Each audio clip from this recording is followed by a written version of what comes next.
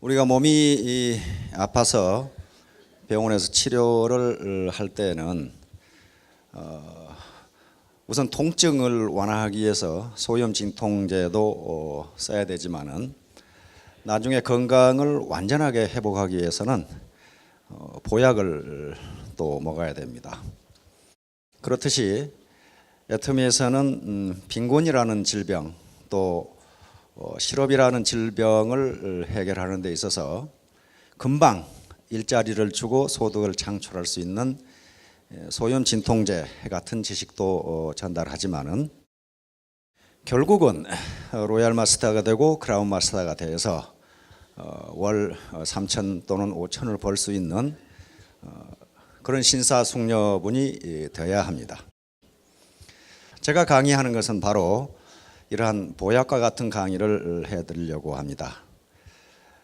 마케팅 전문학자들의 이 결론은 마케팅은 즉 세일즈는 제품을 파는 것이 아니라 자기를 파는 것이다 라는 결론을 내립니다. 다시 말하면 똑같은 제품을 팔더라도 세일즈맨의 인품에 따라서 팔리기도 하고 팔리지 않기도 한다는 거예요. 경영학자들의 연구에 의하면 세일즈에 성공할 수 있는 확률이 첫 번째가 그 사람을 봤을 때의 첫 인상이 80%를 결정한다고 합니다. 그러니까 그 사람이 어떤 실력을 가지고 있는지, 말을 얼마나 잘하는지, 또는 제품이 얼마나 좋은지, 회사가 어떤 회사인지를 알기 전에 턱 세일즈맨을 보면은 이분은 믿을만 하구나, 이분은 사기성이 농후하구나, 그런 걸 금방 안다는 거예요. 인간은 육감이라는 게 있거든요. 그래서 결국 3천만 원, 5천만 원의 그런 이 로얄 마스터 또는 크라운 마스터가 되기 위해서는 자기 인품을 길러야 됩니다. 그렇지 않고서는 테크닉만 가지고는 그 한계가 있어요. 오늘 강의의 결론부터 말씀드리면 PPP입니다. PPP. 요게 뭔가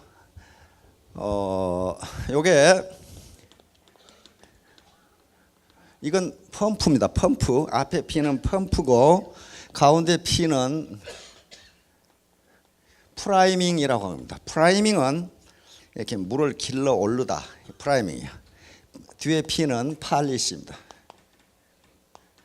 이것을 우리말로 학자들은 유수정책이라고 이렇게 번역을 했습니다.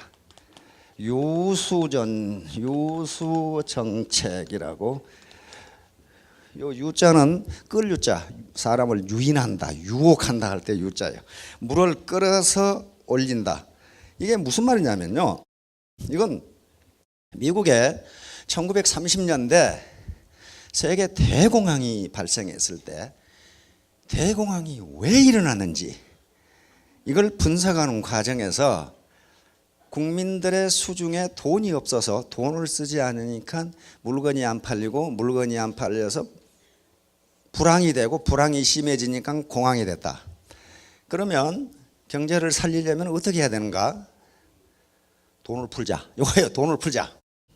다시 말하면 루스벨트 대통령이 뉴딜 정책을 하면, 새로운 정책이라고 말이죠. 뉴딜 정책을 하면서 TVA라고 그러는데 테니싱 하곡을 계속 막아가지고 댐을 만드는 공사입니다.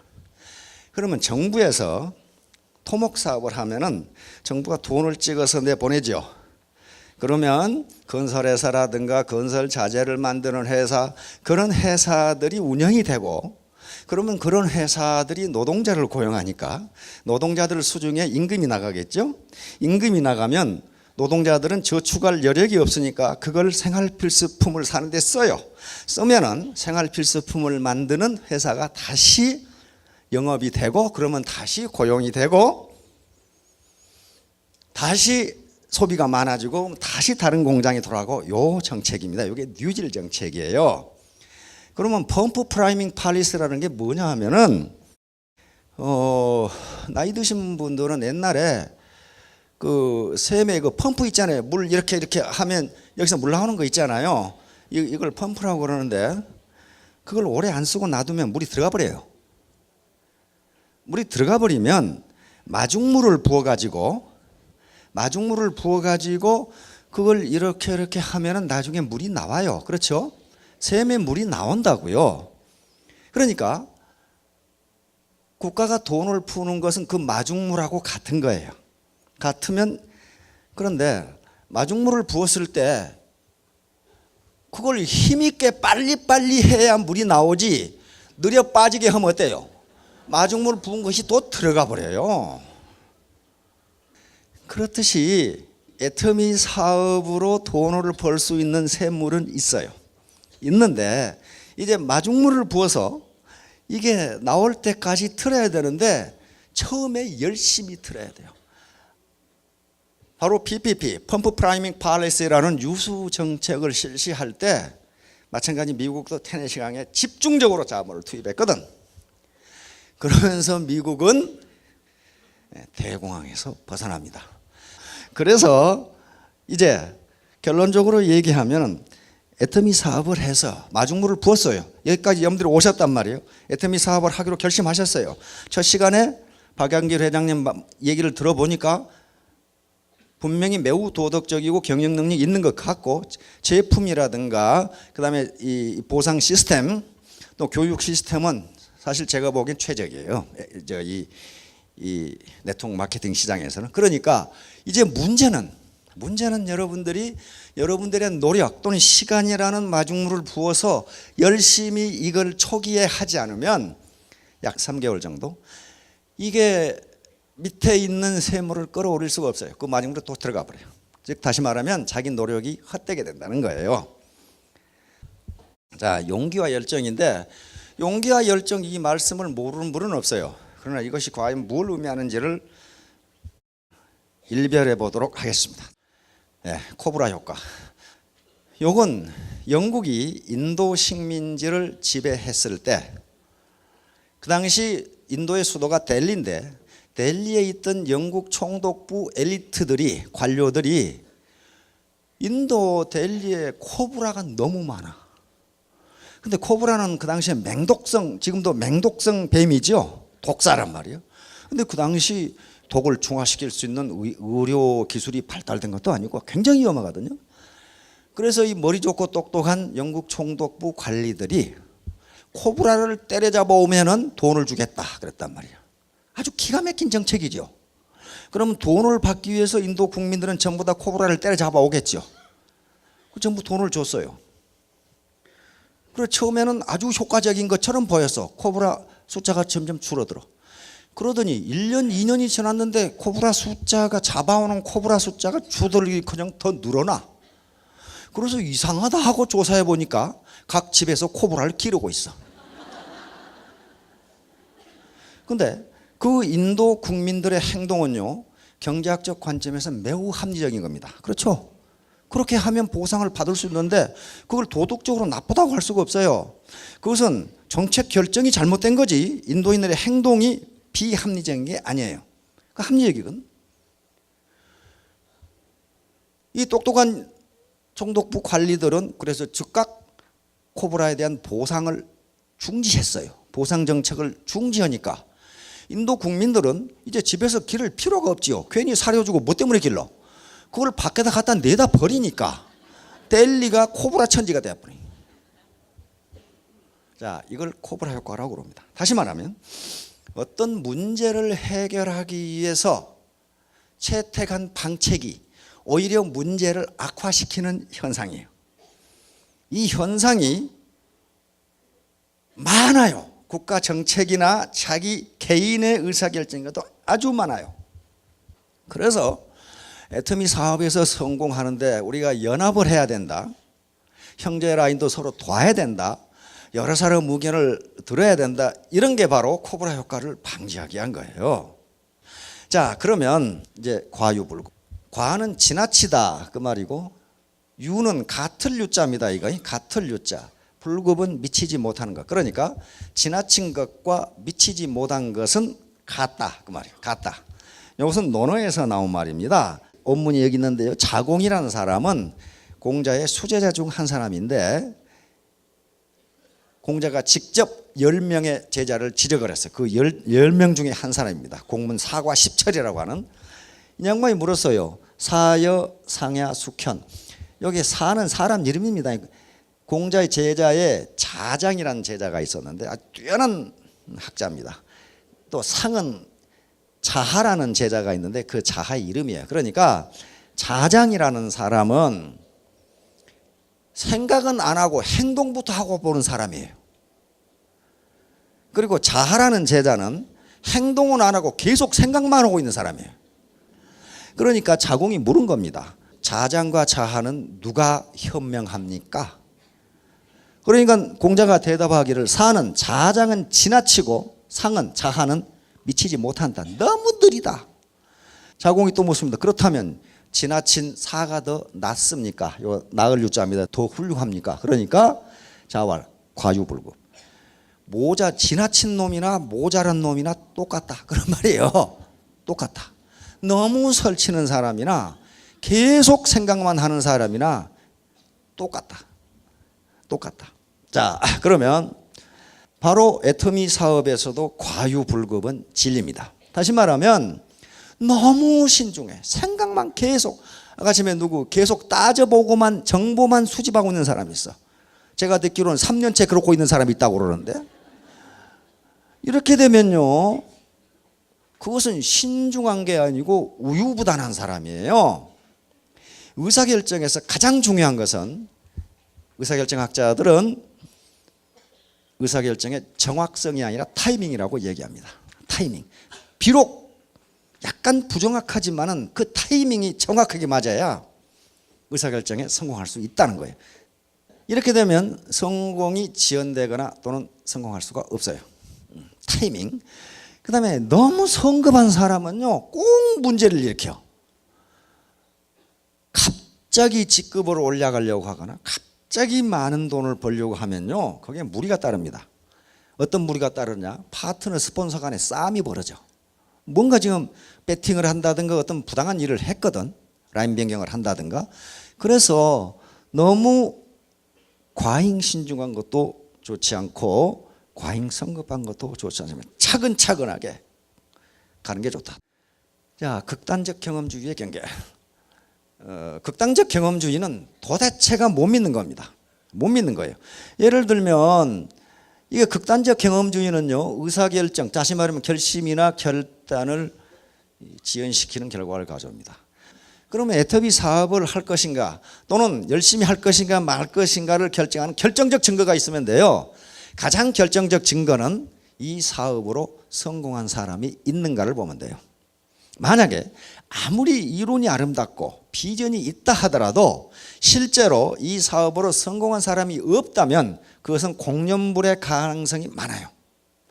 실증적으로 성공한 사람이 있느냐를 파악해야 돼요.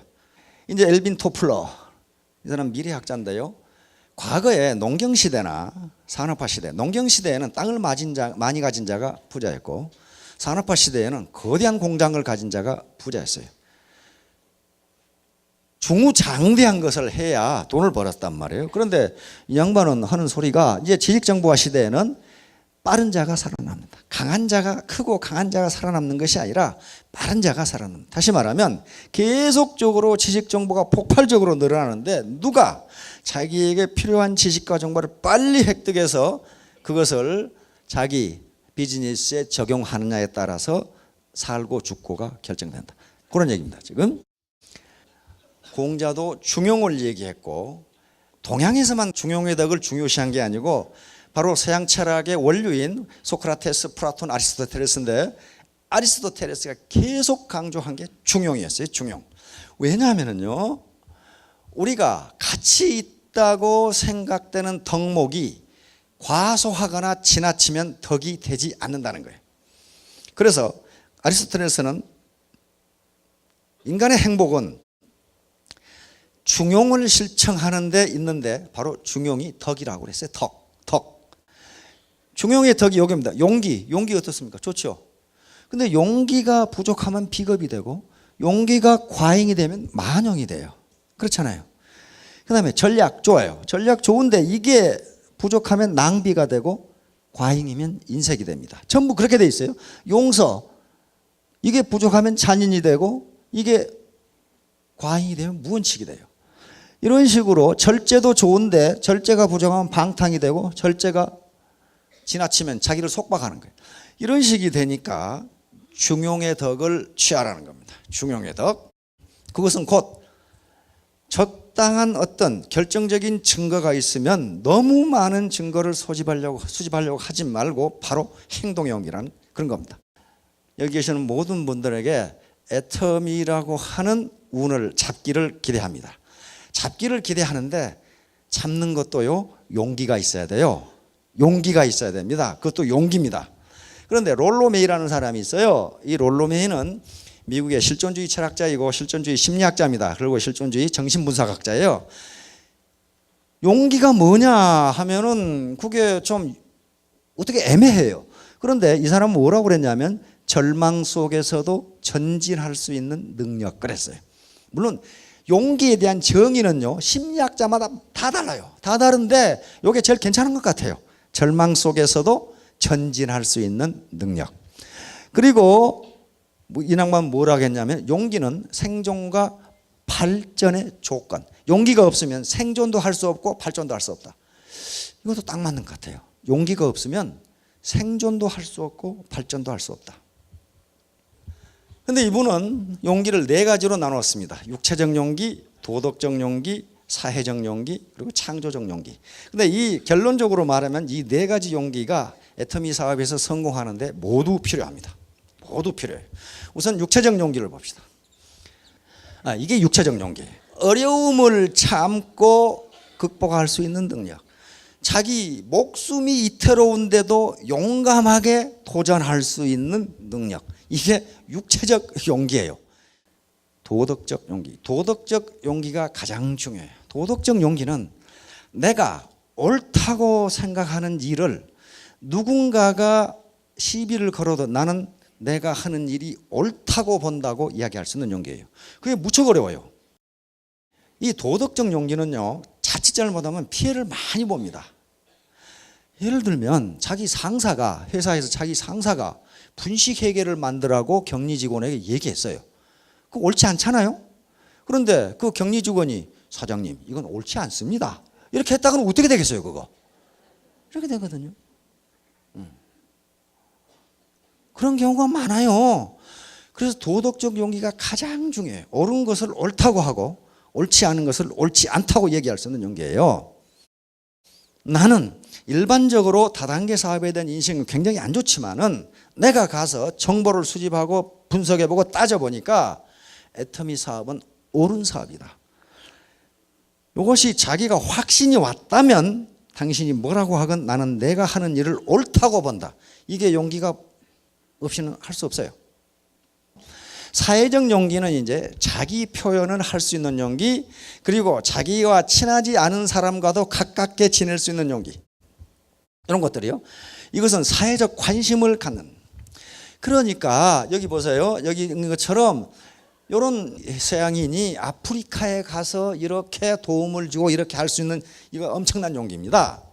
그러니까 혼자 뭘 하기는 쉽지만은 사회 속에 들어가서 뭔가 하기는 어렵다는 거예요. 사회적으로 자기 표현을 한다는 것은 아까처럼 바로 모르는 사람에게도 나는 애터미 사업이 옳다고 본다. 이거 치약 싸고 좋습니다. 한번 써보세요. 당신에게 손해가 가지 않습니다. 이렇게 할 수 있는 게 사회적 용기고, 그 다음에 파트너 스폰서 관계에서 자기가 아는 사람과 친할 뿐만 아니라 모르는 사람과도 똑같이 친할 수 있는 용기. 롤로메이는 이렇게 설명하고 있어요. 그렇게 되지 않으면 사회가 성숙하지가 않는다는 거예요. 즉 끼리끼리 모여가지고 연고주의로 끼리끼리 모여가지고 사회가 성숙하지 않는다는 거예요. 애터미 사업에서 가장 중요한 게 이 사회적 용기라고 생각합니다. 옆에 앉아있는 사람 잘 모르는 사람인데 애터미 얘기를 할 수 있는 용기, 그리고 내 파트너가 비록 마음에 안 들고 처음 보는 사람이지만은 같이 친해질 수 있는 용기. 이게 사회적 용기.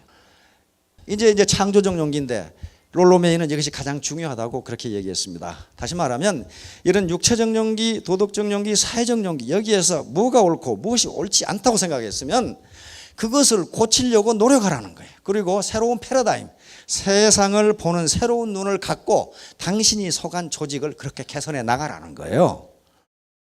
육체적 용기, 도덕적 용기, 사회적 용기, 그리고 창조적 용기를 갖는다면 여러분들이 자신감 있게 누가 뭐라고 하건 사회적으로 굉장히 인식이 이 비우호적임에도 불구하고 나는 내가 하는 일이 옳다고 생각하면 밀고 나갈 수가 있다는 겁니다. 자, 열정이 있어야 됩니다. 열정. 바로 이 김연아 선수는 패션이라고 하는 건데 열정이 없이는 아무것도 되질 않아요. 열정은 어디서 나오냐 하면은 간절한 마음에서 나옵니다. 자, 결론적으로 이야기합니다. 즉각 실시해야 돼. 자기가 이 사업이 옳다고 판단했으면 do now, 즉각 실시해야 됩니다. 왜 그러냐면요, 학자들은 72대 2의 법칙이라는 것을 자주 이야기합니다.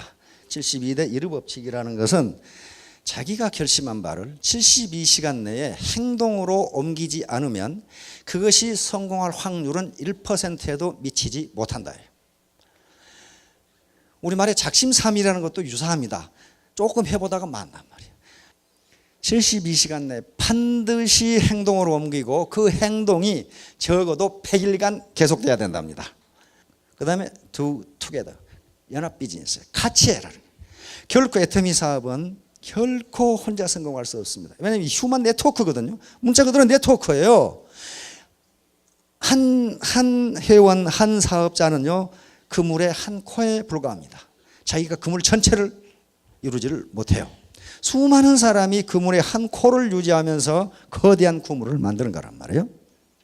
그래서 같이 하라. 결코 혼자 독불장군이 되어서는 안 된다.